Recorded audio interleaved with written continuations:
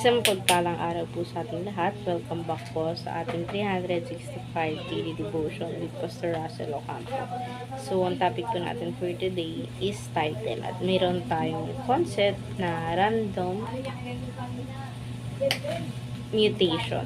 Random mutation teaches that changes in life comes from accidental DNA errors during reproduction which supposedly drive evolution. This view says life arose by chance without purpose. Christianity, however, declares that God is the creator and sustainer of all life. While Christians may differ on how creation happened, what is certain is the life is not random, but the result of God's perfect will. Nothing is creation is by accident. God is present in every cell, every breath, and every living being. At may kita po natin ito sa Psalms chapter 139 verse 13 to 16. For you created my inmost being. You unite me together in my mother womb. I praised you because I am fearful and wonderful made. Your works are wonderful. I know that full well. My frame was not hidden from you when I was made in a secret place, when I was woven together in depths of the earth. Your eyes saw my unconfirmed body. All the days are hidden for me, were written in your book, before one of them cannot be. So, ngayon naman po, share ko po yung mga natutunan ko sa naging topic po natin for today. Simulan po natin sa teaching. First teaching po natin, you are not accident. So, yung pagkabuhay mo dito sa mundo, hindi siya aksidente na nangyari.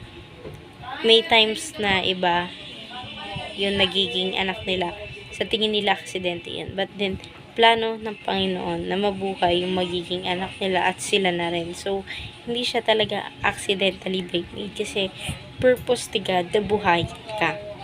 At ngayon naman sa second teaching, you are wonderfully made by God. So, gawa ka ng Panginoon. Kahit na sabihin natin na tingin ng iba, gawa ka sa kasalanan or may mga bagay talaga na nabubuo within sa pagkakaisa ng magulang. But then, gawa ka pa rin ni God eh. Hindi ka yung gawa sa kung sino man nang lumalang sa'yo. But then, si God at si God pa rin. Ngayon naman sa third teaching natin, you are designed for God's glory. So, ginawa ka para sa kabutihan ng Diyos at syempre, para papurihan yung Diyos. Ginawa ka niya dahil sa kabutihan niya. At ngayon naman, dadako na tayo sa ating application. First application, embrace your unique traits and personality. So, yakapit mo kung ano man yung attitude mo, yung ugali mo, hindi mo kailangan siya ipagkahiya sa ibang tao. At ngayon naman sa second application, value yourself as God values you. So, pahalagan mo yung sarili mo gaya ng pagpapalaga ng Panginoon sa buhay mo. May iba kasi na hindi nila na-appreciate yung buhay nila, tinatapos nila kaagad kasi nga hindi nila nakikita yung halaga nila. So, kailangan mong pahalagahan yung sarili mo. Ngayon naman sa third application natin, fulfill your divine purpose as God masterpiece. So, palagi nating papurihan yung Panginoon sa Kristo sa lahat ng bagay na mangyayari. And syempre, kailangan natin ma-fulfill lahat ng purpose ng Panginoon sa buhay natin. Ngayon naman, dadako na tayo sa ating discussion.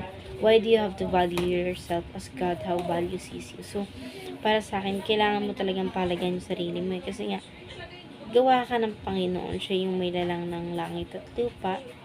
At wala nang ibang tao or wala nang ibang Diyos ang may kakayahan pag gumawa sa iyo. Kaya, palagahan mo yung sarili mo. So, what have you learned from this devotion? Natutunan ko sa devotion na to kung gaano kahalaga yung buhay na mayroon ng isang tao. Even though you are accidentally by mate or sabihin natin yung iba tinatawag kang kasalanan. May purpose pa rin yung pagkabuhay mo and you are made specially by God. So, how can you practically apply your devotion? So, may apply ko sa sarili ko yung devotion natin ngayon. na mas pahalagahan pa yung sarili ko, na hindi ko na iisipin sa sarili ko na kung sino man lang ako, but then gawa ako ng Diyos. So ayun lamang po for our today's discussion. Thank you for watching.